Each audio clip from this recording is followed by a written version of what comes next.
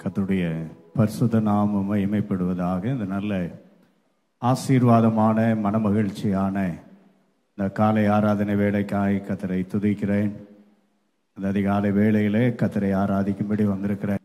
உங்கள் யாவரையும் இயேசுவின் இனிய நாமத்திலே வாழ்த்துகிறேன், வரவேற்கிறேன். கர்த்தர் நல்லவராகவே இருக்கிறார். அல்லேலூயா. உற்சாகம் அல்லேலூயா சொல்லலாமா? கர்த்தருடைய பெரிதான கிருபையினாலே இந்த ஆண்டினுடைய முதலாவது மாதத்தை கடந்து இந்த இரண்டாவது மாதத்திலும் இந்த இரண்டாவது நாளிலே ஆண்டுடைய சமூகத்திலே கூடி வரும்படியான விலையேறப்பட்ட கிருபையை கர்த்தர் நமக்கு தந்தபடியினால் கர்த்தரை துதிக்கிறேன். கடந்த நாட்களில் வந்த எல்லா சூழ்நிலைகளிலும் நம்முடைய ஆண்டவராகிய தேவன் நமக்கு நல்லவராய் போதுமானவராய் இருந்து நம்மை தாங்கி நம்மை வழி நடத்தி இருக்கிறார்.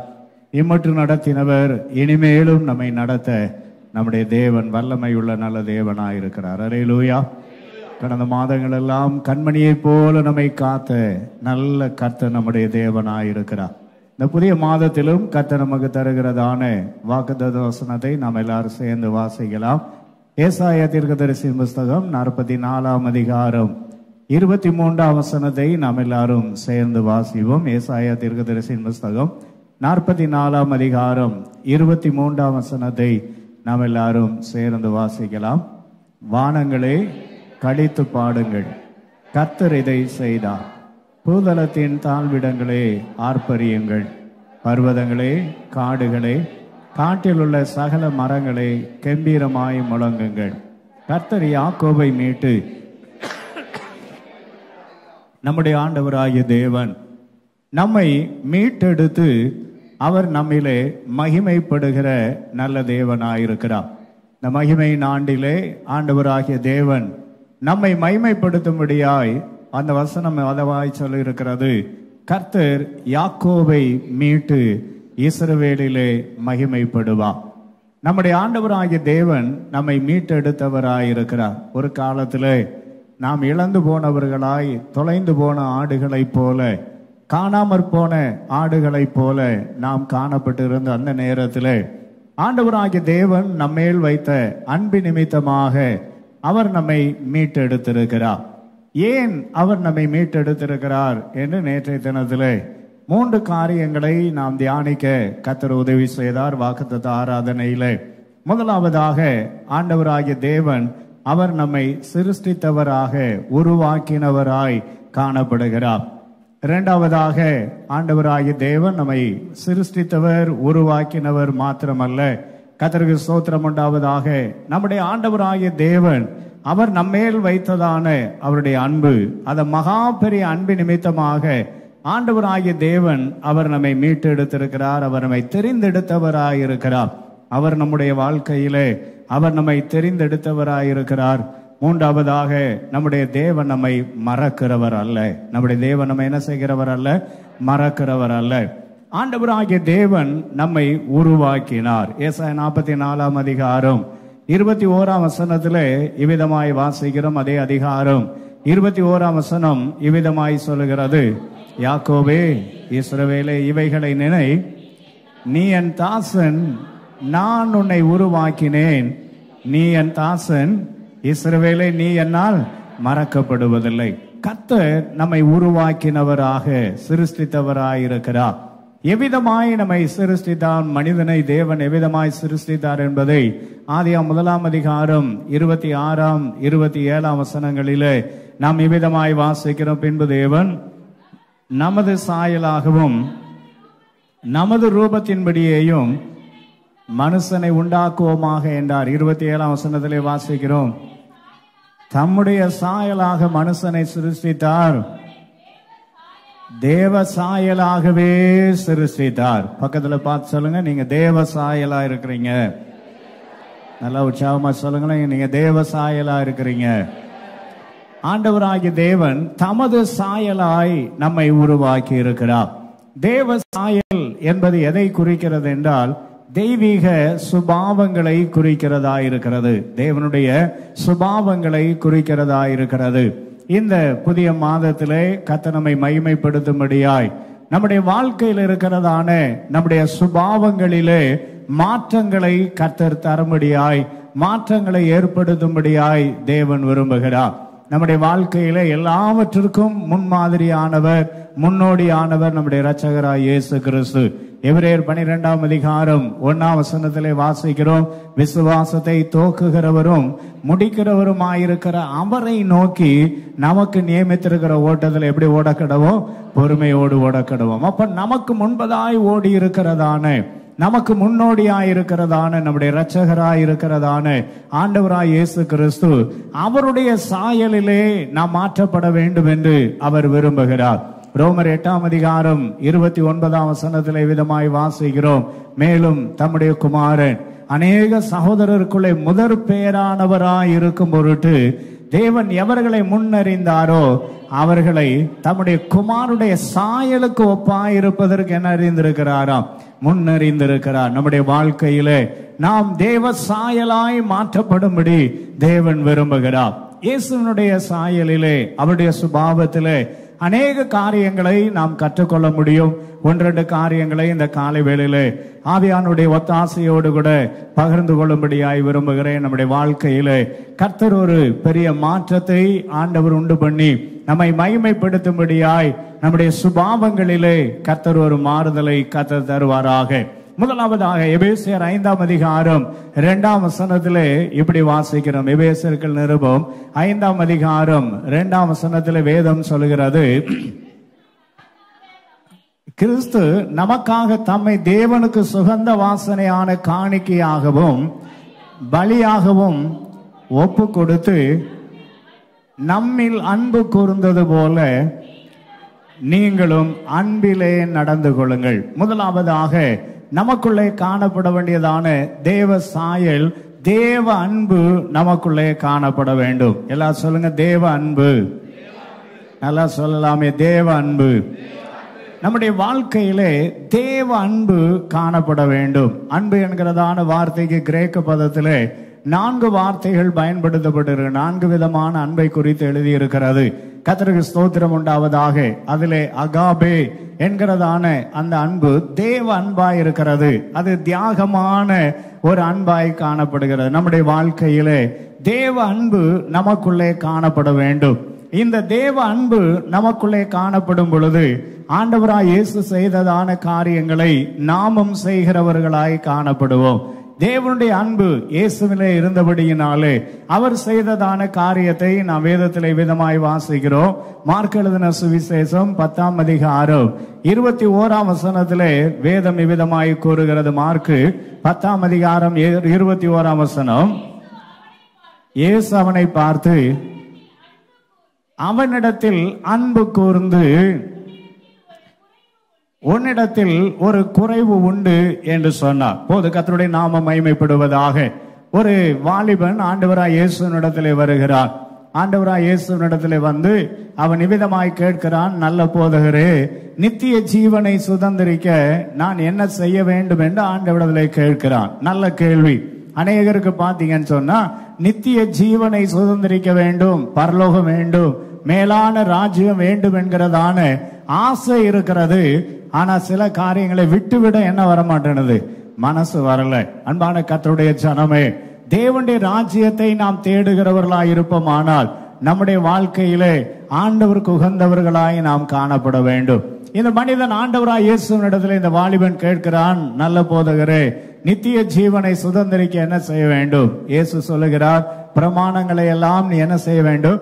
கை கொள்ள வேண்டும். அவர் சொல்லுகிறார், நான் சிறு வயது முதல் அதையெல்லாம் நான் கை கொள்ளுகிறேன் ஆண்டவரே என்று சொன்ன பொழுது ஆண்டவராய் இயேசு விதமாய் சொல்லுகிறார், அவனிடத்தில் அன்பு கூர்ந்தபடியினாலே அவன் மேல் வைத்த அன்பின் நிமித்தமாக ஆண்டவர் சொல்லுகிறார், இன்னும் உன்னிடத்திலே ஒரு குறைவு இருக்கிறது. இந்த காலை வேளையிலே ஆண்டவராய் இயேசு நம்மை பார்த்து சொல்லுகிறார், மற்றவிடத்தில் இருக்கிறதான அன்பின் நிமித்தமாக நாம் அவருடைய குறைவுகளை மற்றவிடத்தில் அல்ல அவர்களிடத்திலே சுட்டி காண்பிக்கிறவர்களாய் நாம் காணப்பட வேண்டும். குறைவுகளை நாம் என்ன செய்ய வேண்டும்? சுட்டி காண்பிக்கிறவர்களாய் காணப்பட வேண்டும். ஒருவேளை அவர்கள் நம்மை வெறுத்தாலும், ஒருவேளை அவர்கள் நம்மை பகைத்தாலும், நம்முடைய வாழ்க்கையிலே நம்முடைய நோக்கம் எப்படியாவது நம்மையும் நம்மை சார்ந்தவர்களை எங்க கொண்டு போய் சேர்க்க வேண்டும்? பரலோகத்துல கொண்டு போய் சேர்க்க வேண்டும். எப்படியாவது பரலோகத்துல கொண்டு போய் என்ன செய்ய வேண்டும்? சேர்க்க வேண்டும். அந்த அன்பு நமக்குள்ளே தேவ அன்பு இருக்குமானால் மற்றவருடைய குறைவுகளை அவர்களிடத்திலே சுட்டி காண்பிக்கிறவர்களாக, பல நேரங்களிலே நாம் அவரிடத்திலே சுட்டி காண்பிப்பதில்லை, உலகத்தில் இருக்கிற எல்லார்ட்டையும் என்ன செஞ்சிடுவோம்? சொல்லிடுவோம். அப்படி அல்ல. தேவ அன்பு நமக்குள்ளே இருக்குமானால் ஒருவனுடைய குறையை காணும் பொழுது அவனுடைய குறையை அவனிடத்திலே சுட்டி காண்பிக்கிறவர்களாக கர்த்தர் நமக்குள்ளே இந்த ஆண்டிலே கர்த்தர் நமக்கு ஒரு பெரிய மாற்றத்தை கர்த்தர் தருவாராக. அல்லேலூயா. கர்த்தருக்கு ஸ்தோத்திரம். நேரில் சொல்ல தைரியம் இல்லைன்னா ஆண்டவரிடத்துல சொல்லிவிட வேண்டும். ஆண்டவரிடத்துல என்ன செய்யணும்? சொல்ல வேண்டும். தேவனிடத்திலே சொல்லுவதற்கு நாம் தகுதி உள்ளவர்களாக இருக்கிறோம். அவரிடத்திலே சொல்லும் பொழுது அவர் எல்லாவற்றையும் பார்த்து கொள்ளுவார். வேதத்திலே நோவா அவன் பயிரிடுகிறவன் ஆனார். அவர் திராட்சை தோட்டத்தை பயிரிட்டார். திராட்சை ரசத்தை குடித்த பொழுது அவர் அங்கே தன் சுய நினைவை இழந்து வஸ்திரம் விலகி படுத்திருக்கிறார். படுத்திருக்கிற நேரத்தில் அவனுடைய குமாரனாகிய காம் வந்து பார்க்கிறான். பார்த்து வஸ்திர விலகி படுத்திருக்கிறதை தன்னுடைய சகோதரிடத்திலே போய் சொல்லுகிறான். தன்னுடைய சகோதரர்களாகிய கர்த்தருக்கு ஸ்தோத்திரம் சேமிடத்திலும் யாபேத்திடத்திலும் போய் சொல்லுகிறான். அவன் சொன்னதான நேரத்தில் வேதம் விதமாய் சொல்லுகிறது, நோவா எழுந்த பொழுது காமை அவன் சபிக்கிறான். வேதத்தில் விதமாய் வாசிக்கிறோம், கானான் சபிக்கப்பட்டவனாயிருப்பான். கானான் எப்படிப்பட்டவனாயிருப்பான்? சபிக்கப்பட்டவனாயிருப்பான் என்று அங்கு எழுதப்பட்டிருக்கிறது. ஆசீர்வாதத்தை சுதந்திரித்துக் கொள்ள வேண்டியதான மனிதன் ஏன் சாபத்தை பெற்றுக்கொண்டான் அப்படின்னு நாம பார்க்கிறதான நேரத்தில் அங்கே ஆதியாம் 9ஆம் அதிகாரம் 24, 25 நாம் இவ்விதமாய் வாசிக்கிறோம். கர்த்தருக்கு ஸ்தோத்திரம், அவன் சபிக்கப்பட்டவன் என்று எழுதியிருக்கிறது. ஏன்? அருமையான கர்த்தருடைய ஜனமே, குற்றங்களை காண்கிற நேரத்தில் நாம் அவரிடத்திலே சுட்டி காண்பிக்க கர்த்தர் நமக்கு கிருபையை தரும்படியாய் ஆண்டவரிடத்திலே கேட்க வேண்டும். அவருடைய அன்பு, தேவ அன்பு நமக்குள்ளே இருக்குமானால் அவருடைய குற்றங்களை சுட்டி காண்பித்து அவர்களை உணர்த்துவதற்கு ஆண்டவர் நமக்கு கிருபை தர வேண்டும். ஆமென். கர்த்தருக்கு ஸ்தோத்திரம் உண்டாவதாக. இரண்டாவது, தேவ அன்பு நமக்குள்ளே காணப்படும் பொழுது இயேசு செய்ததான இன்னொரு காரியத்தை விதமாய் வாசிக்கிறோம். யோவான் 11ஆம் அதிகாரம் 35, 36 வசனங்களிலே இவ்விதமாய் வாசிக்கிறோம். யோவான் 11, 35, 36 வாசிக்கும் பொழுது, இயேசு கண்ணீர் விட்டார். அப்பொழுது யூதர்கள், இதோ இவர் அவனை எவ்வளவாய் சிநேகித்தார் என்றார்கள். இரண்டாவது, நம்முடைய வாழ்க்கையில தேவ அன்பு இருக்கும் பொழுது துன்பப்படுகிறவர்களோடு கூட நாம் துன்பப்படுகிறவர்களாய் காணப்படுவோம். கண்ணீர் விடுகிறவர்களோடு கூட கண்ணீர் விடுகிறவர்களாக, துயரப்படுகிறவர்களோடு கூட நாம் துயரப்படுகிறவர்களாய் காணப்படுவோம். வேதம் விதமாய் சொல்லி இருக்கிறது, கிறிஸ்துவின் சரீரமாக நாம் அழைக்கப்பட்டிருக்கிறோம். நாம் எல்லாம் கிறிஸ்துவின் சரீரமாய் இருக்கிறோம். இயேசு கிறிஸ்து தலையாயிருக்கிறார். நாம் எல்லாரும் அவருடைய அவயவங்களாய் இருக்கிறோம். வேதம் சொல்லுகிறது, ஒரு அவயவம் பாடுபட்டால் மற்ற அவயவங்கள் எல்லாம் அதனோடு சேர்ந்து என்ன செய்ய வேண்டும்? பாடுபட வேண்டும் என்று எழுதியிருக்கிறது. எனவே நாம் கிறிஸ்துவின் சரீரமாயிருக்கிறபடினாலே அந்த தெய்வீக அன்பு நமக்குள்ளே காணப்படும் பொழுது ஒருவருடைய பாரங்களை ஒருவர் சுமக்கிறவர்களாக, மற்றவருடைய துயரத்திலே துக்கத்திலே நாம் பங்கு பெறுகிறவர்களாக நாம் காணப்படும்படி ஆண்டவர் ஒரு மாற்றத்தை தர நம்முடைய தேவன் வல்லமை உள்ள நல்ல தேவனாயிருக்கிறார். அல்லேலூயா. அன்பான கர்த்தருடைய ஜனமே, இந்த புதிய மாதத்திலே நாம் தேவ சாயலாய் மாற்றப்படுவதற்கு, தேவனுடைய ரூபமாய் நாம் மாற்றப்படுவதற்கு தேவனுடைய அன்பு நமக்குள்ளே காணப்பட வேண்டும். ஆண்டவராய் இயேசு நம்மிலே அன்பு கூர்ந்தது போல நாம் ஒருவரில் ஒருவர் அன்பாயிருப்போமானால் மற்றவருடைய குறைவை சுட்டி காண்பிக்கிறவர்களாய், அது மாத்திரமல்ல துன்பப்படுகிறவர்களோடு கூட நாம் துன்பத்தை சகிக்கிறவர்களாய் நாம் காணப்படுவோம். அது மாத்திரமல்ல, யோவான் 21 அதிகாரம் 15, 16 வசனங்களிலே இவ்விதமாய் வாசிக்கிறோம். யோவான் 21 அதிகாரம் 15, 16 வசனங்களிலே, அவர்கள் போஜனம் பண்ணின பின்பு இயேசு சீமோன் பேதுருவை நோக்கி, யோனாவின் குமாரனாகிய சீமோனே, இவர்களில் அதிகமாய் என்னிடத்தில் எப்படி இருக்கிறாயா, அன்பாயிருக்கிறாயா என்று கேட்டார். அன்பான கர்த்தருடைய ஜனமே, சீமோன் பேதுரு ஆண்டவராய் இயேசுவை விட்டு அவர் பின்வாங்கி போகிறார். தூரமாய் போய்விட்டார். ஆண்டவராய் இயேசுவை விட்டு ஏற்கனவே அவர் காட்டி கொடுக்கப்பட்ட அந்த நாளிலே ஆண்டவராய் இயேசு கிறிஸ்துவை அறியேன் என்று மறுதளித்தார். இயேசு உயிரோடு எழுந்தவராக அவர் காட்சியை கண்ட பின்பும் கூட மீன் பிடிக்க போகிறேன் என்று மறுபடியும் தன் தொழிலுக்கு திரும்பி போய்விட்டார். ஆனால் ஆண்டவராய் இயேசுவின் அன்பு அங்கே காணாமற் போனவனை தேடி வருகிறதான அன்பை அங்கே நாம் பார்க்கிறோம். அன்பான கர்த்தருடைய ஜனமே, ஒவ்வொரு இடத்திலும் ஒவ்வொரு பலவீனங்கள் இருக்கும். பக்கத்துல பார்த்து சொல்லுங்க, எல்லாருக்கும் ஒரு பலவீனம் இருக்கும். ஒரு அலையிலையா சொல்லுங்க பார்க்கலாம். எல்லா மனுஷனும் ஏதாவது ஒரு விதத்தில் எப்படிப்பட்டவர்கள், பலவீனமானவர்கள். எல்லா விதத்திலும் பூரணமானவர்கள் யாரும் கிடையவே கிடையாது. நாம பூரணமாயிட்டோம்னா மேல இயேசுநாதர் சுவிட்ச் ஆஃப் பண்ணிடுவார், நம்ம கீழே ஃப்ரீசர் ஆன் பண்ணிடுவோம். ஒரு அலையிலையா சொல்லுங்க பார்க்கலாம். அதனால இன்னும் நாம என்ன ஆகாம இருக்கிறோம், பூரணம் ஆகாமல் இருக்கிறோம். இன்னும் நாம பூரணமாகல. ஒரு அடக்க ஆராதனையில் ஒரு தேவ ஊழியர் விதமாய் சொன்னார், இவர் பரீட்சை எழுதி பாஸ் பண்ணிட்டு போயிட்டாரு, நாம எல்லாம் ஃபெயில் ஆனபடினால இங்கேயே இருக்கிறோம்னாரு. ஒரு அலையிலையா சொல்லுங்க பார்க்கலாம். அவர் மரணம் அடைந்து படுத்திருக்கிறவரை பார்த்து சொன்னார், இவர் பரீட்சையில என்ன ஆயிட்டாரு, ஆண்டவராய் இயேசுநாதர் வச்ச டெஸ்ட்ல இவர் என்ன செஞ்சிட்டாரு, பாஸ் பண்ணி ப்ரொமோஷன் ஆகி போயிட்டாரு. நாம இன்னும் ஃபெயில் ஆனதுனால இன்னும் எங்கே இருக்கிறோம், இங்கே இருக்கிறோம். கர்த்தருக்கு ஸ்தோத்திரம் உண்டாவதாக. அதனால நாம நிறைய காரியங்களை ஃபெயில் ஆகிட்டு தான் இருக்கிறோம். பக்கத்துல பார்த்து சொல்லுங்களேன், நிறைய காரியங்கள்ல நாம ஃபெயில் ஆகிட்டு தான் இருக்கிறோம். ஆனாலும் ஆண்டவர் நம்ம மேல அன்பா இருக்கிறார். அல்லேலூயா. பூரணமானவர்கள் யாரும் கிடையவே கிடையாது. இப்ப ஆண்டவர் என்ன சொல்றாருன்னா, அந்த பின்வாங்கி போனவனை பார்த்து ஆண்டவர் கேட்கிறார், இவர்கள் எல்லாரிலும் நீ என்னிடத்தில் எப்படி இருக்கிறாயா, அன்பா இருக்கிறாயா? இவர்கள் எல்லாரிலும் நீ என்னிடத்தில் அன்பா இருக்கிறாயா? தூரமா போனவனை பார்த்து நாம என்ன பண்ணிருப்போம், என் மேல கொஞ்சம் துளி அளவாத அன்பு இருந்தா அப்படி பண்ணிருப்பிய, அப்படிதான் நம்ம கேட்போம் இல்லையா? ஆமா, தமிழ்ல இருக்கிறதான வார்த்தைகள்லாம் ரொம்ப கடினமான வார்த்தைகள். கர்த்தருக்கு ஸ்தோத்திரம் உண்டாவதாக. இந்த அம்மா நல்ல ஒரு மாதிரி அப்படின்னாச்சுன்னா என்னது, அவங்க நல்ல முன்மாதிரி ஆன ஆளு. இது ஒரு மாதிரி கேஸ்ன்னா என்ன ஆச்சு, அது வேற மாதிரி ஆயிடும். கர்த்தருக்கு ஸ்தோத்திரம். ஒரே வார்த்தை தான், ஆனா சொல்லுற விதத்துல எப்படி ஆயிருது. ஆமா, கர்த்தருக்கு ஸ்தோத்திரம். எருமை மாடுனா கோபம் வந்துடும், பசு மாதிரி இருக்கன்னா என்ன வராது, ரெண்டு மாடு தான். கர்த்தருக்கு ஸ்தோத்திரம் உண்டாவதாக. சொல்ற விதத்துல தான் இருக்கிறது. அப்போ ஆண்டவராய் இயேசு சீமோன் பேதுரு பின்வாங்கி போயிட்டார். போனவரை பார்த்து கூப்பிடுறாரு, எப்பா இவர்கள் எல்லாரிலும் நீ என்னிடத்தில் எப்படி இருக்கிறாயா, அன்பாயிருக்கிறாயா? நீ அன்பாயிருக்கிறாய் என்பதை எப்படி நிரூபிக்க முடியும்? ஆண்டவர் சொல்லுகிறார், என் ஆட்டுக்குட்டிகளை என்ன செய்வாயாக, மேய்ப்பாயாக. மறுபடியும் 2வது கேட்கிறார், நீ என் ஆடுகளை என்ன செய்வாயாக, மேய்ப்பாயாக.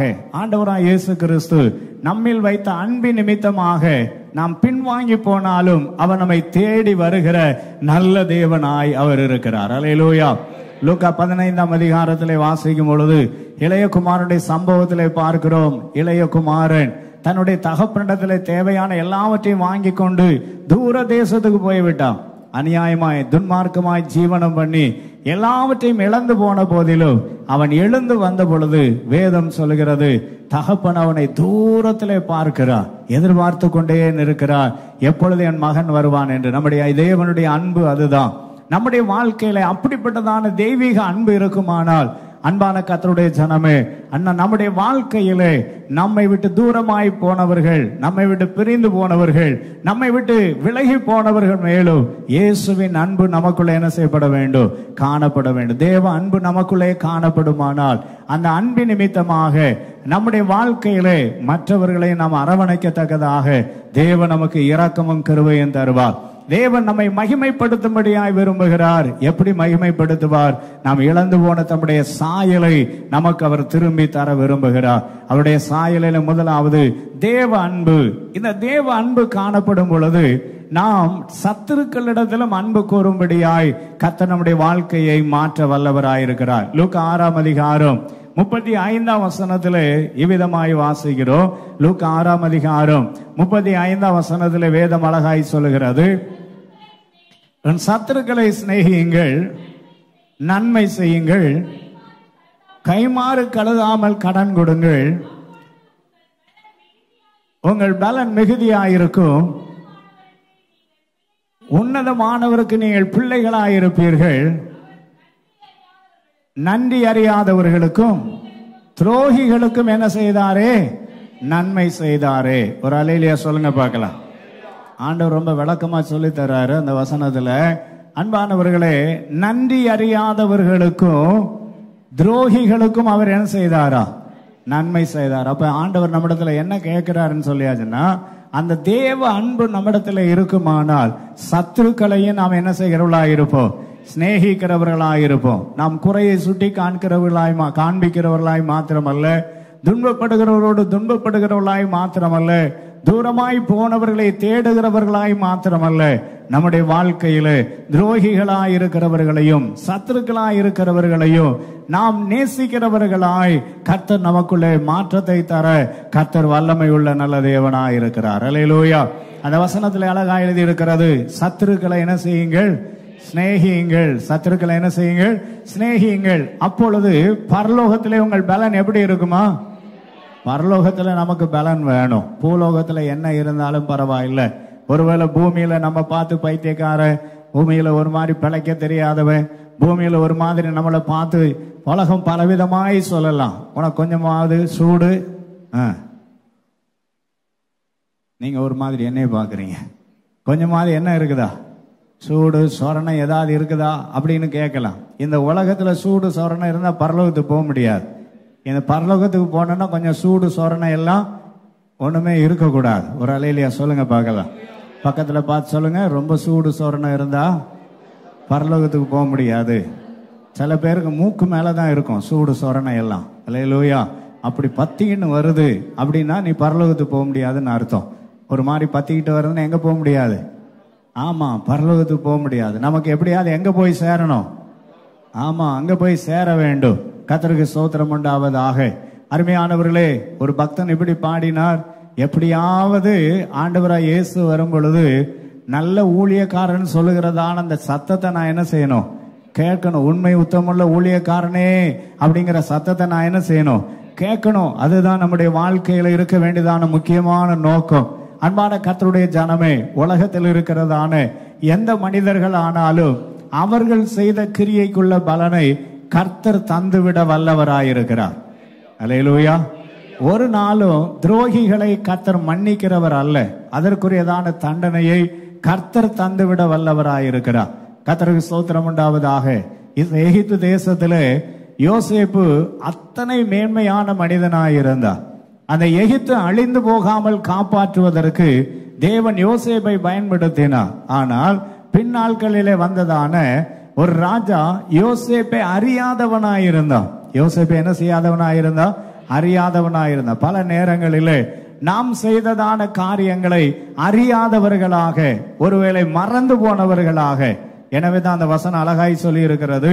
லூக்கா 6:35 அங்கே வசனம் அழகாய் சொல்லி இருக்கிற, நன்றி அறியாதவர்களுக்கும் துரோகிகளுக்கும் அவர் என்ன செய்திருக்கிறார்?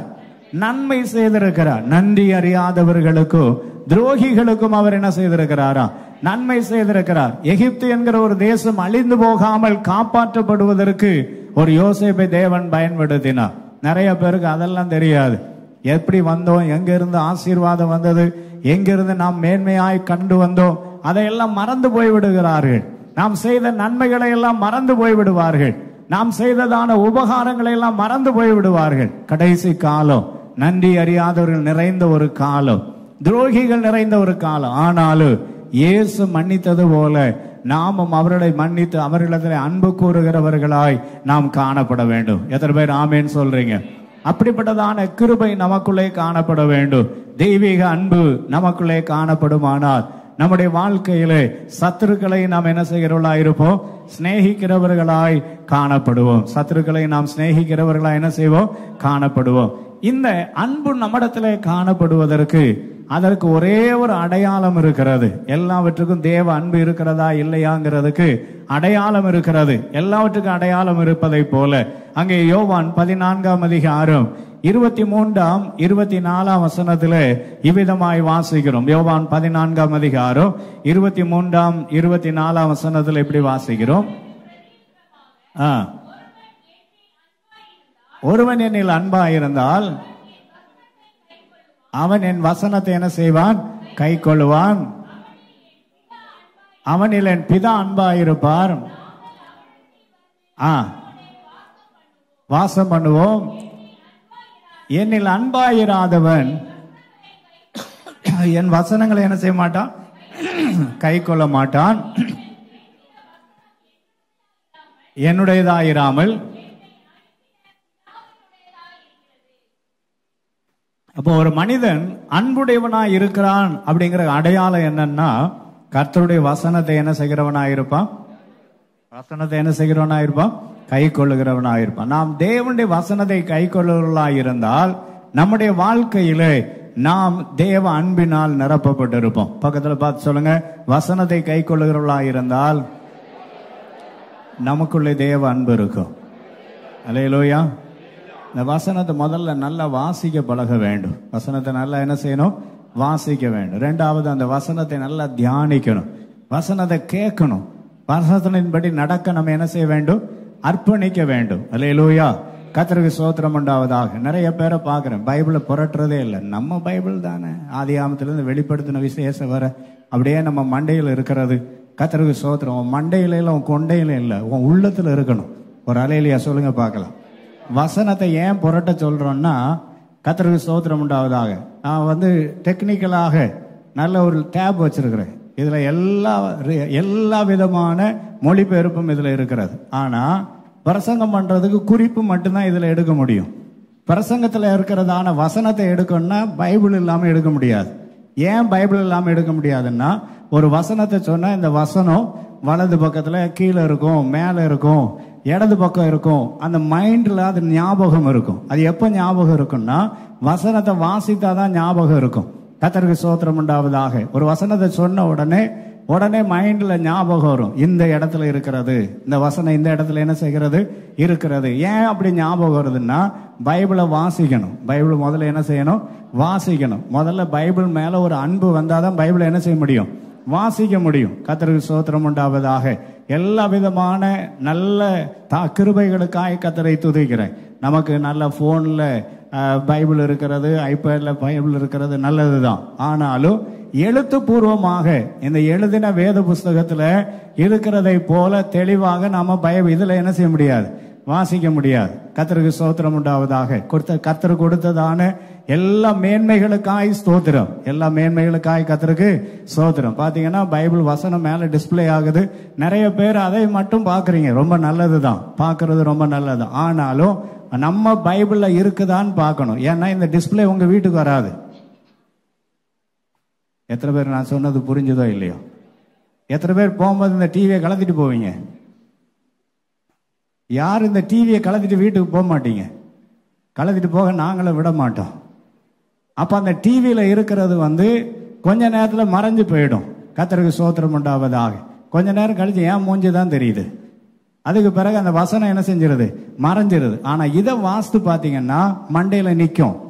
எத்தனை பேருக்கு நான் சொன்னது புரிஞ்சது? எதுக்கு பைபிளை கொண்டு வர சொல்றோம், எதுக்கு பைபிளை வாசிக்க சொல்றோம்னா, வீட்டுக்கு போன பிறகும் இந்த வசனம் எங்க இருக்கணும்? மனசுல இருக்கணும்னா சொன்ன பிரசங்க வாக்கியம் எந்த பக்கத்துல இருக்கிறது அப்படிங்கறது உங்க மைண்ட்ல என்ன செய்ய வேண்டும்? இருக்க வேண்டும். அதுக்கு தான் பைபிளை திறந்து பார்க்க சொல்றது. நேரம் போகாம அதுக்காக அல்ல. எதுக்கு பைபிள் கொண்டு வர சொல்றோம், பைபிளை வாசிக்க சொல்றோம்னா அதுக்கு தான். வசனம் மைண்ட்ல இருக்கணும் அப்படின்னாச்சுன்னு சொன்னா நிச்சயமாகவே அந்த வசனத்தை வாசித்தாதான் என்ன செய்ய முடியும், அது மைண்ட்ல இருக்கும். கர்த்தர் நல்லவராய் இருக்கிறார். அன்பான கர்த்தருடைய ஜனமே, அப்ப வசனத்தை வாசிக்கணும், நேசிக்கணும், அதை நாம் கேட்கணும். கர்த்தருடைய வசனத்தை என்ன செய்யணும், கேட்க வேண்டும். கேட்பது மாத்திரமல்ல, அதன்படி செய்ய நம்மை அர்ப்பணிக்க வேண்டும். ஒவ்வொரு நாளும் கர்த்தர் நம்மோடு பேசுகிறதான நம்ம அன்பு கூர்ந்தபடினாலதான் கர்த்தர் இந்த வார்த்தைகளை எல்லாம் தருகிறார். நம்மேல் வைத்த அன்பு நிமித்தமாக தான் கர்த்தர் இந்த வார்த்தைகளை என்ன செய்கிறார், தருகிறார். அவருடைய அன்பு நிமித்தமாக தேவன் தம்முடைய வார்த்தையை தருகிறார். அந்த வசனத்தை நாம் கை கொள்ளுகிற பொழுது நாம் தேவனிடத்தில் அன்பா இருக்கிறோம். தேவனிடத்தில் அன்பா இருந்தாதான் மற்றவர்களிடத்தில் என்ன செய்ய முடியும், அன்பாய் நாம் இருக்க முடியும். கர்த்தருக்கு ஸ்தோத்திரம் உண்டாவதாக. அன்பான கர்த்தருடைய ஜனமே, யாக்கோபு 1 அதிகாரம் 22 வசனத்துல இப்படி வாசிக்கிற. யாக்கோபு 1 அதிகாரம் 22 வசனத்துல வேதம் அழகாய் கூறுகிறது, அல்லாமலும் நீங்கள் உங்களை வஞ்சியாதபடிக்கு திருவசனத்தை கேட்கிறவர்களாய் மாத்திரமல்ல அதன்படி செய்கிறவர்களுமாயிருங்கள். அன்பான கர்த்தருடைய ஜனமே, நாம் திருவசனத்தை கேட்கிறவர்களாய் மாத்திரமல்ல அதன்படி செய்கிறவர்களாய், அதன்படி நடக்க நம்மை நாம் அர்ப்பணிக்க வேண்டும். அதன்படி நடக்க நம்மை நாம் என்ன செய்ய வேண்டும், அர்ப்பணிக்க வேண்டும். அப்போ முதலாவது இயேசுவின் அன்பு. இயேசு அன்பாய் இருந்தது போல நாம் அன்புள்ளவர்களாய் நாம் காணப்பட வேண்டும். அந்த அன்பிற்கு அடையாளம் வசனத்துக்கு நாம் என்ன செய்கிறவர்களாய் இருக்கும் பொழுது, கீழ்ப்படுகிறவர்களாய் இருக்கும் பொழுதுதான் நாம் அன்பு கூறுகிறவர்களாய் இருக்கிறோம் என்பதற்கு அடையாளமாய் இருக்கிறது. இரண்டாவது, தேவனிடத்திலே காணப்பட்டதான அடுத்த சுபாவம், நம்முடைய தேவ சாயலாக நாம் மாறுவதற்கு இரண்டாவது காணப்பட வேண்டியதான காரியம் 145 சங்கீதம் 8 வசனத்துல இப்படி வாசிக்கிறோம். 145 சங்கீதம் 8 வசனத்துல நாம் இப்படி வாசிக்கிறோம். கர்த்தர் இரக்கமும் மன உருக்கமும் நீடிய சாந்தமும் மிகுந்த கிருபையும் உள்ளவர். நம்ம வாழ்க்கையில இரண்டாவது காணப்பட வேண்டியதான காரியம் மன உருக்கம் காணப்பட வேண்டும். கம்பேஷன். நம்ம வாழ்க்கையில மனதுருக்கம் என்ன செய்யப்பட வேண்டும், காணப்பட வேண்டும். முதலாவது அன்பு. அன்பிற்கு அடுத்ததான படிதான் மனதுருக்கம். ஒரு மனுஷனுக்குள்ள அன்பு இருந்தாதான் மனதுருக்கம் வரும். மனதுருக்கம் வரும். சில பேர் கேட்பாங்க, மனசு கல்லா இருக்குதா அப்படி கேட்பாங்க. மனசு என்ன இருக்குதா, கல்லா இருக்குதா, இருதயம் கல்லா போச்சா அப்படின்னு கேட்பாங்க. அப்போ ஒரு மனதுருகம் நம்மிடத்திலே காணப்பட வேண்டும். ஆண்டவராய் இயேசு கிறிஸ்து மனதுருகி என்ன செய்தார் என்று நாம் வேதத்திலே பார்க்கும் பொழுது மத்தேயு 9 அதிகாரம் 36 வசனத்திலே இப்படி வாசிக்கிறோம். மத்தேயு எழுதின சுவிசேஷம் 9 அதிகாரம் 36 வசனத்திலே வாசிக்கும் பொழுது, திரளான ஜனங்களை கண்ட பொழுது மேய்ப்பனில்லாத ஆடுகளைப் போல தோய்ந்து போனவர்களும் சிதறப்பட்டவர்களுமாய் இருந்தபடியினால், முதல்ல நமக்கு மனதுருக்கம் யார் மேல் வர வேண்டும் அப்படின்னாச்சுன்னு சொன்னா, தொய்ந்து போனவர்களாக, சிதறடிக்கப்பட்டவர்களாக. சத்ருவானவன் அநேகரை சிதறடித்திருக்கிறார். பிரிந்து போனதான அநேக குடும்பங்கள், பிரிந்து போனதான உறவுகள். அன்பான கர்த்தருடைய ஜனமே, தன்னுடைய வாழ்க்கையில சிதறடிக்கப்பட்டவர்கள். கர்த்தருக்கு ஸ்தோத்திரம் உண்டாவதாக. பிசாசனுடைய வேலை என்னன்னா, நம்மை சிதறடிப்பதுதான் பிசாசனுடைய வேலை. ஆனா ஆண்டவராய் இயேசுனுடைய வேலை என்னன்னா, நம்மை ஒன்றாய் கூட்டி சேர்ப்பதுதான். 133 சங்கீதம் 1 வசனத்துல வாசிக்கிறோம், இதோ சகோதரர் ஒருமித்து வாசம் பண்ணுவது எத்தனை நன்மையும் எத்தனை இன்பமாயிருக்கிறது. அது ஆரோனுடைய சிரசிலே ஊற்றப்பட்டதும் அவனுடைய தாடியிலே வடிகிறதும் அவனுடைய அங்கிகளின் மேல் இறங்குகிறதுமான நல்ல தைலத்திற்கும் எர்மோன் மேலும் சீயோன் பர்வதங்கள் மேல் இறங்கும் பனிக்கும் எப்படி இருக்கிறது, ஒப்பாயிருக்கிறது. அங்கே கர்த்தர் என்றென்றைக்கும் ஆசீர்வாதத்தின் ஜீவனை என்ன செய்திருக்கிறார், கட்டளை இடுகிறார். ஆண்டவருடைய ஆசீர்வாதமும் ஜீவனும் எங்க இருக்குதுன்னா ஒரு மனமாய் இருக்கிறதான இடத்துல தான் இருக்கிறது. ஆனா பிசாசனுடைய வேலை என்ன அப்படின்னாச்சுன்னா, பிரிவினை உண்டு பண்ணுவது பிசாசனுடைய வேலை. பிசாசனுடைய வேலை பிரிவினை என்ன செய்கிறது, உண்டு பண்ணுகிறது. ஆண்டவர் அவர்கள் மேல் மனதுருகினார். நம்முடைய வாழ்க்கையில முதல்ல காணப்பட வேண்டியதான மனதுருக்கம் என்னன்னா, மேய்ப்பனில்லாத ஆடுகளை போல சிதறி போனவர்களாய், சிதறடிக்கப்பட்டவர்களாய், நொந்து போனவர்களாய், மனம் நொந்தவர்களாய் அநேக பேர் காணப்படுகிறதை நாம் பார்க்கிறோம். நேற்றைய தினத்திலே நான் உட்கார்ந்து வேத வாசித்து கொண்டிருந்தேன். ஒரு குடும்பம் வந்தது. உள்ள ஒரு சகோதரி தன்னுடைய மகளை அழைத்து கொண்டு வந்தார்கள். கேட்டபோது ரொம்ப பரிதாபமா இருந்தது. அந்த பிள்ளை 1 வயசா இருக்கும்போது அவங்க அப்பா விட்டுட்டு போயிட்டார். கர்த்தருக்கு ஸ்தோத்திரம் உண்டாவதாக. இப்ப இந்த பிள்ளைக்கு 10 வயசுல ஒரு குழந்தை இருக்குது. அந்த கணவனை விட்டுட்டு போயிட்டான். இந்த பிள்ளைக்கு பாத்தீங்கன்னா கிட்னி ப்ராப்ளம் இருக்கிறது, சரீரத்துல எல்லா வியாதியும் இருக்கிறது, சகல விதமான வியாதியும் இருக்கிறது. கணவனை விட்டுட்டு போயிட்டான். கேட்டேன், எப்படி வாடகை கொடுக்குறீங்க, எப்படி அங்க குடியிருக்கிறீங்கன்னு சொல்லி. வாடகை வீட்டுல தான் இருக்கிறாங்க. தினமும் அந்த அம்மாவும் வேலைக்கும் போக முடியாது. இந்த பிள்ளைய வச்சுட்டு போராட்டம் வேற.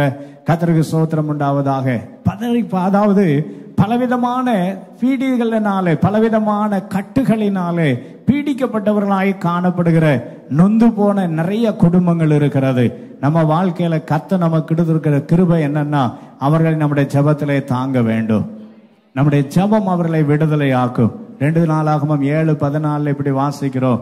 என் நாமம் தரிக்கப்பட்ட என் ஜனங்கள் தங்களை தாழ்த்தி என் முகத்தை தேடி தங்கள் பொல்லாத வழிகளை விட்டு திரும்பினார், அப்பொழுது நாங்கள் பரலோகத்திலிருந்து நான் கேட்டு அவர்கள் பாவத்தை மன்னித்து அவள் தேசத்துக்கு எதை கொடுப்பேன், சேமத்தை கொடுப்பேன். அப்போ ஆண்டவர் நம்முடைய ஜெபத்தை கேட்கிறவராயிருக்கிறார். ஆண்டவர் நம்முடைய ஜெபத்தை என்ன செய்கிறவராயிருக்கிறார், கேட்கிறவராக. நமக்குள்ளே ஒரு மனதுருக்கம் வேண்டும். நம்ம பக்கத்து வீட்டில் இருக்கிறவங்க, எதிர் வீட்டில் இருக்கிறவங்க, அடுத்த வீட்டில் இருக்கிறவங்க நொந்து போனவர்களாக, பல காரியங்களிலே நொந்து போனவர்களாக இருக்கிறார்கள். நீங்க பாத்தீங்கன்னா வெளியே பார்த்தா ரொம்ப அழகா சிரிச்சிட்டு நல்லா ட்ரெஸ் பண்ணிட்டு ரொம்ப சூப்பரா போவாங்க. ஆனா உள்ள கொஞ்சம் கேட்டு பாத்தீங்கன்னா தெரியும் அவருடைய வாழ்க்கையில் இருக்கிறதான வேதனைகள், அவருடைய வாழ்க்கையில் இருக்கிறதான உடைந்து போன நிலைமைகள் கொஞ்சம் உள்ள பார்த்தாதான் தெரியும். கர்த்தருக்கு ஸ்தோத்திரம் உண்டாவதாக. ஆண்டவர் அவர்கள் மேல் மனதுருகும்படி நம்முடைய வாழ்க்கையில கர்த்தர் கிருபை தர வேண்டும். அவர்கள் மேல் என்ன செய்ய வேண்டும்? இயேசு மனதுருகினா அவர்கள் எப்படிப்பட்டவர்களாக இருந்தார்கள்?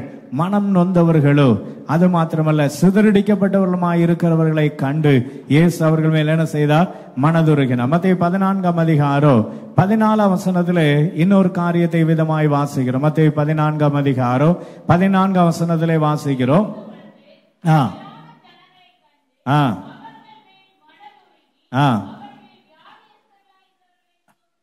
அவர்களில் வியாதியஸ்தர்களாய் இருந்தவர்களை என்ன ஆக்கினார்? சொஸ்தமாக்கினார். முதலாவது, நொந்து போனவர்கள் மாத்திரமல்ல, நோயில் அகப்பட்டதான ஏராளமான பேர் இருக்கிறாங்க. பலவிதமான வியாதி. சில வியாதி எல்லாம் என்னன்னு என்ன செய்ய முடியல, கண்டுபிடிக்கவே முடியல. என்ன வியாதின்னே தெரியல. அப்படிப்பட்டதான வியாதி புதுசா விதவிதமான வியாதிகள் எல்லாம் வருகிறது. என்ன வியாதினே தான் கண்டுபிடிக்க முடியாத அளவுக்கு வியாதிகள் இருக்கிறது. ஆனால் நம்முடைய இயேசு நமக்கு பரிகாரியா இருக்கிறார். யாத்திராம் 15:26 வாசிக்கிறோம். அது கடைசி வார்த்தை விடுதமா எழுதியிருக்க, நானே உன் பரிகாரியாகிய கர்த்தர். ஆண்டவராய் இயேசுதான் நம்முடைய பரிகாரியாய் இருக்கிறார். அவர் ஒருவரே பரிகாரியானவர்.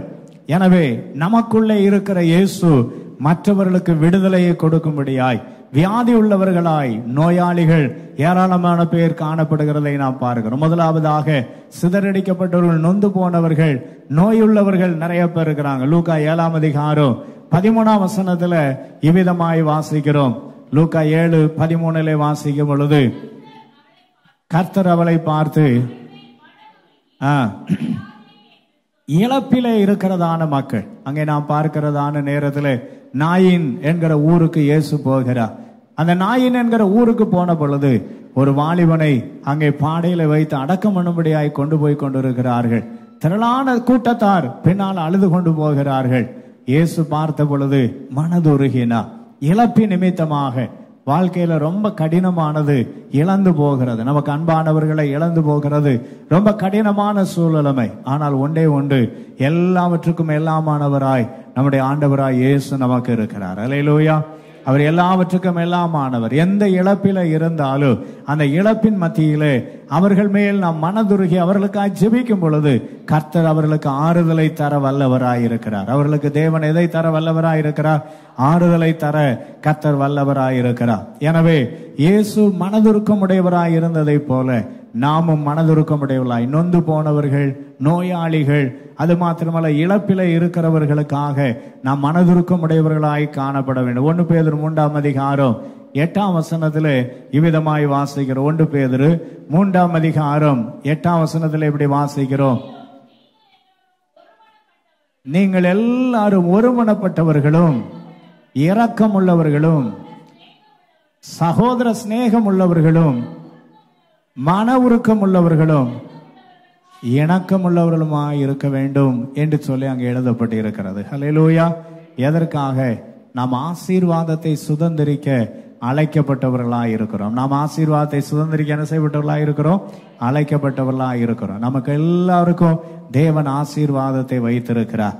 கர்த்தர் ஆசீர்வாதத்தை வைத்திருக்கிறபடியினாலே, நமக்கு அந்த மேன்மையான இடத்தை நாம் சுதந்திரிக்கிறவர்களாய் இருக்கிறபடியினாலே, நம்ம வாழ்க்கையில நாம் ஆசீர்வதிக்கப்பட்டவர்கள் என்று அறிந்து, ஆசீர்வாதத்தை சுதந்திரித்துக் கொள்ள போகிறவர்கள் என்று அறிந்து, மற்றவர்கள் மேல் நாம் மன உருக்கமுடையவர்களாய் நாம் என்ன செய்ய வேண்டும்? காணப்பட வேண்டும். 3வது இன்னொரு காரியத்தை கூட சொல்லி நான் ஜெபிக்க விரும்புகிறேன். தைரியம் உள்ளவர்களாய் இருக்க வேண்டும். பக்கத்துல பார்த்து சொல்லுங்க, தைரியம் உடையவர்களாய் இருக்க வேண்டும். இன்னொரு சொல்ல, தைரியம் உடையவர்களாய் இருக்க வேண்டும். பல காரியம் நம்மளை ஒரு மாதிரி மிரட்டலாம், உருட்டலாம். ஆனா நமக்குள்ளே கர்த்தர் ஒரு அசாதாரணமான தைரியத்தை கர்த்தர் வைத்திருக்கிறார். அல்லேலூயா. லூக்கா 13ஆம் அதிகாரம் 31ஆம் வசனத்திலிருந்து நாம் இப்படி வாசிக்கிறோம். லூக்கா 13ஆம் அதிகாரம் 31ஆம் வசனத்திலிருந்து நாம் இப்படி வாசிக்கிறோம். அந்த நாளிலே வந்து, நீர் இவ்விடத்தை விட்டு போய்விடும், ஏரோது உம்மை கொலை செய்ய எப்படி இருக்கிறான்? மனதாயிருக்கிறான் என்றார்கள். அதற்கு அவர், இன்றைக்கும் நாளைக்கு பிசாசுகளை துரத்தி சொஸ்தமாக்கி நிறைவடைவேன். இன்றைக்கும் நாளைக்கும் மறுநாளைக்கு நான் என்ன செய்ய வேண்டும்? நடமாட வேண்டும். எருசலேமுக்கு புறமே ஒரு தீர்க்கதரிசி மடிந்து போகிறதில்லை என்று நீங்கள் போய் அந்த நரிக்கு சொல்லுங்கள் என்றார். எந்த நரிக்கு? ஏரோது ராஜா. என்ன ராஜா? ஏரோது ராஜா, பெரிய ராஜா, சக்கரவர்த்தி. அங்கே நாம் பார்க்கிறதான நேரத்தில் ஏரோது அங்கே யாக்கோபை சிரச்சேதம் பண்ணினான் என்று பார்க்கிறோம். அங்கே அப்போஸ்தலர் நடபடிகள் 12ஆம் அதிகாரம் 1ஆம் வசனத்துல நாம் பார்க்கிறதான நேரத்தில் யோவானின் சகோதரனாகிய யாக்கோபை ஏரோது என்ன செய்தான்? சிரச்சேதம் பண்ணினான் என்று பார்க்கிறோம். அங்கே இருந்ததான அதிகாரத்தில் இருந்ததான அதிகார வர்க்கங்கள், அதிகாரத்தில் இருந்ததான அதிகார வர்க்கங்கள், அவர்கள் என்ன வேணாலும் செய்ய முடியும், என்ன வேணாலும் செய்ய முடியும். நம்ம வாழ்க்கையில சில பேர் நம்மளை மிரட்டலாம், சில பேர் நம்மளை உருட்டலாம். ஆனாலும் உலகத்தில் இருக்கிறவனிலும் நம்மில் இருக்கிறவர் பெரியவராயிருக்கிறார். ஒரு அலையிலையா சொல்லுங்க பார்க்கலாம். சொல்லலாம், மந்திரம் பண்ணி நான் அதை பண்ணிடுவேன், செய்வனை பண்ணி அதை பண்ணிடுவேன், நான் எனக்கு அந்த ஆள் இருக்கு இந்த ஆள் இருக்கு. எந்த ஆள் இருந்தாலும் உலகத்தில் இருக்கிறவனில் நம்மில் இருக்கிறவர் பெரியவர். உச்சாம அலையிலையா சொல்லுங்க பார்க்கலாம்.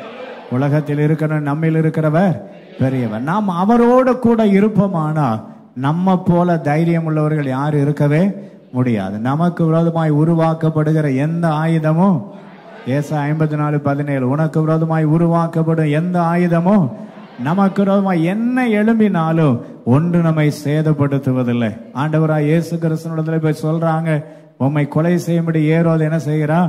வகை தேடுகிறான், போய்விடும். அவர் சொல்லாரு, இல்ல இல்ல, இன்னைக்கு நாளைக்கு நாளை கழிச்சு 3 நாள் எனக்கு இங்க வேலை இருக்கிறது. 3 நாள் எனக்கு என்ன இருக்கிறது? வேலை இருக்குது. வேணா வந்து பார்க்க சொல்லு, அந்த நரிக்கு போய் சொல்லு அப்படின்றார். அன்பான கர்த்தருடைய ஜனமே, அவரோடு கூட இருந்ததான சீடர்களை பற்றி அருமையான ஆலோசனை சங்கத்தார் இப்படி சொல்லாங்க. அப்போஸ்தலர் 4ஆம் அதிகாரம் 13ஆம் வசனத்துல இப்படி வாசிக்கிறோம். அப்போஸ்தலர் 4ஆம் அதிகாரம் 13ஆம் வசனத்துல நான் வாசிக்கிறோம். மேலும் பேதுரும் யோவானும் பேசுகிற தைரியத்தை அவர்கள் கண்டு, படிப்பை அறியாதவர்களும் ஆச்சரியப்பட்டு, அவர்கள் இயேசுவுடனே கூட இருந்தவர்கள் என்று என்ன செய்து கொண்டார்கள்? நாம இயேசுவோட இருந்தோம்னா தைரியமா இருப்போம். பக்கத்துல பார்த்து சொல்லுங்க, நீங்க இயேசுவோடு இருக்கணும். நாம எப்போது யாரோடு இருக்க வேண்டும்? இயேசுவோட இருந்தா நமக்கு தைரியம் இருக்கும். இயேசுவோடு கூட நாம இருந்தா என்ன இருக்கும்? நமக்கு தைரியம் இருக்கும். இயேசு இல்லைன்னா என்ன இருக்காது? தைரியம் இருக்கா? 1 யோவான் 4:4 வாசிக்கிறோம், பிள்ளைகளே நீங்கள் தேவனால் உண்டாயிருந்த அவர்களை ஜெயித்தீர்கள், உலகத்தில் இருக்கிறவனிலும் உங்களில் இருக்கிறவர் எப்படிப்பட்டவர்? பெரியவர். அப்ப நமக்குள்ளே ஒரு பெரிய தேவன் இருக்கிறார். நமக்குறமாய் சவால் விடுகிறதான எந்த காரியமானாலும் நாம் ஒன்றுக்கும் பயப்படாதவர்களாக நாம் காணப்பட்டு ஆண்டவர் நம்மை மகிமைப்படுத்த வல்லமை உள்ள நல்ல தேவனாயிருக்கிறார். அல்லேலூயா. நம்ம எல்லாரும் எழுந்து நிற்போமா? கொஞ்ச நேரம் ஆண்டவரை நோக்கி பார்ப்போம். இந்த காலை வேளையில ஆண்டவராகிய தேவன் நம்முடைய வாழ்க்கையில அவருடைய சாயலாய் நம்மை மாற்ற விரும்புகிறார். நம்மை மகிமைப்படுத்தும்படியாக ஆண்டவர் சொல்கிறார், நான் உன்னை உருவாக்கினேன். இப்போது யாக்கோபே, நான் உன்னை உருவாக்கினேன் என்று சொல்லுகிறார். கர்த்தர் தான் நம்மை சிருஷ்டித்தவர். தம்முடைய சாயலாக அவர் நம்மை மாற்ற விரும்புகிறார். அவருடைய சுபாவமாய் 3 காரியங்களை நாம் பார்த்தோம். முதலாவதாக தேவ அன்பு, 2வது நமக்குள்ளே ஒரு மனதுருக்கம், 3வதாக நம்முடைய வாழ்க்கையில ஒரு தைரியம். அதை இந்த மாதத்திலே கர்த்தர் நமக்கு தந்து நம்மை வழி நடத்தும்படி அப்படியே ஆண்டவரை நோக்கி நாம் கேட்கலாம். ஆண்டவரே, எனக்குள்ளே உன்னுடைய அன்பை ஊற்றி விடுங்க ஆண்டவரே. எனக்குள்ளே ஒரு மனதுருக்கத்தை தாருங்க ஆண்டவரே. எனக்குள்ளே கர்த்தாவே ஒரு தைரியத்தை தாருங்க. சின்ன சின்ன காரியங்களுக்கெல்லாம் நான் பயந்து போய்விடுகிறேன். சின்ன சின்ன காரியங்களை கண்டு நான் அஞ்சு நடுங்குகிறேன் ஆண்டவரே. எனக்குள்ளே ஒரு தைரியத்தை தாங்க. எனக்குள்ளே கர்த்தாவே உம்மை ஸ்தோத்திரம், உம்முடைய அன்பை விளங்க பண்ணுங்க ஆண்டவரே. உம்முடைய அன்பு எனக்குள்ளே விளங்கும்படியாய் கர்த்தாவே உம்மை போல என்னை மாற்றும்படியாக உம்முடைய கரத்துல என்னை அர்ப்பணிக்கிறேன் ஆண்டவரே என்று சொல்லி அப்படியே ஆண்டவருடைய கரத்துல நம்மை அர்ப்பணிக்கலாமா?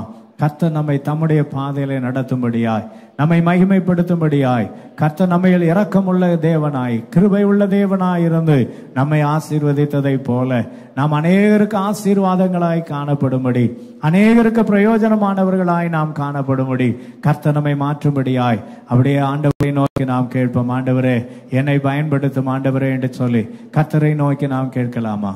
குயவனே குயவனே படைப்பின் காரணரே, களிமண்ணான என்னையுமே கண்ணோக்கி பார்த்திடுமே,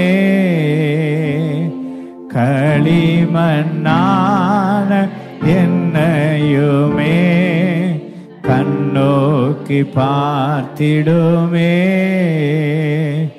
வெறுமையான பாத்திரம் நான் வெறுத்து தள்ளாமலே, நிரம்பி வழியும் பாத்திரமாய் விளங்க செய்யுமே, வேதத்தில் காணும் பாத்திரமெல்லாம் இயேசுவை போற்றிடுதே, என்னையும் அவ்வித பாத்திரமாய் வரைந்து கொள்ளுமே, என்னையும் அவ்வித பாத்திரமாய் வரைந்து கொள்ளுமே. ஆண்டவரை பார்த்து இன்னொரு தடவை சொல்லலாம், ஆண்டவரை நான் வெறுமையான பாத்திரம் ஆண்டவரை, என் வாழ்க்கையில ஒண்ணுமே இல்லப்பா, என் வாழ்க்கையில வெறுமையான பாத்திரமா நான் இருக்கிறேன், என்னை ஒரு நிரம்பி வழியும் பாத்திரமாய் மாற்றுங்க ஆண்டவரை. வேதத்தில் பார்க்கிறதான எல்லா பாத்திரங்களும் உண்மையே கர்த்தாவே அவர்கள் காட்டுகிறார்கள், என்னையும் அவ்விதமாய் மாற்றும் ஆண்டவரை என்று சொல்லி அப்படியே நம்முடைய இடது கரத்தை நெஞ்சில வைத்து வலது கரத்தை தேவனுக்கு நேராய் உயர்த்தி ஒரு விசை கூட ஆண்டவருடைய சமூகத்தில் அர்ப்பணித்து ஆண்டவரிடத்துல கேட்கலாமா? ஹல்லேலூயா. வெறுமையான பாத்திரம் நான் வெறுத்து தள்ளாமலே, நிரம்பி வழியும் பாத்திரமாய் விளங்க செய்யுமே, வேதத்தில் காணும் பாத்திரமெல்லாம் இயேசுவை போற்றிடுதே, என்னையும் அவ்வித பாத்திரமாய் வணைந்து கொள்ளுமே, என்னையும் உள்ளதின் ஆழத்துல ஆண்டவரை பார்த்து சொல்லலாமா? அடைந்து கொள்ளுமே குயவனே குயவனே படைப்பின் காரணரே களிமண்ணான என்னையுமே கண்ணோக்கி பார்த்திடுமே களிமண்ணான என்னையுமே கண்ணோக்கி பார்த்திடுமே. வெறுமையான பாத்திரங்களப்பா நாங்க, எங்களை நிரம்பி வழிகிற பாத்திரமாய் மாற்றுங்க. பயனுள்ள பாத்திரமாய் எங்களை மாற்றுங்க ஆண்டவரே. உம்முடைய அன்பு எங்கள் உள்ளத்திலே நிரம்பி இருக்கட்டும். மனதுருக்கமுடையவர்களாய் தைரியமுடையவர்களாய் நாங்கள் காணப்பட எங்களை உடைய கரத்திலே தாழ்த்தி அர்ப்பணிக்கிறோம். கிருபை எங்களோடு வந்து வழி நடத்தட்டும். ஆசீர்வதித்து ஆட்கொண்டு நடத்துங்க. இயேசு கிறிஸ்துவின் இன்ப நாமத்தில் பிதாவே, ஆமென். என் ஆத்துமாவே என் முழு உள்ளமே பரிசுத்த நாமத்தை ஸ்தோத்திரி. என் ஆத்துமாவே கர்த்தரை ஸ்தோத்திரி. கர்த்தர் செய்த சகல உபகாரங்களை மறவாதே. ஆமென். நம்முடைய கர்த்தராகிய இயேசு கிறிஸ்துவினுடைய கிருபையும் பிதாவாகிய தேவனுடைய அன்பு பரிசுத்த ஆவியானவருடைய அந்யோன்ய ஐக்கியமும் ஆசீர்வாதமும் சமாதான கிருபையின் நன்மையும் நம் அனைவரோடும் இன்றும் என்றும் சதா காலங்களிலும் இருப்பதாக. ஆமென் ஆமென். ஹல்லேலூயா. பிரைஸ். எல்லாரும் சோதரக தங்களை ஆசீர்வதிப்பாரா.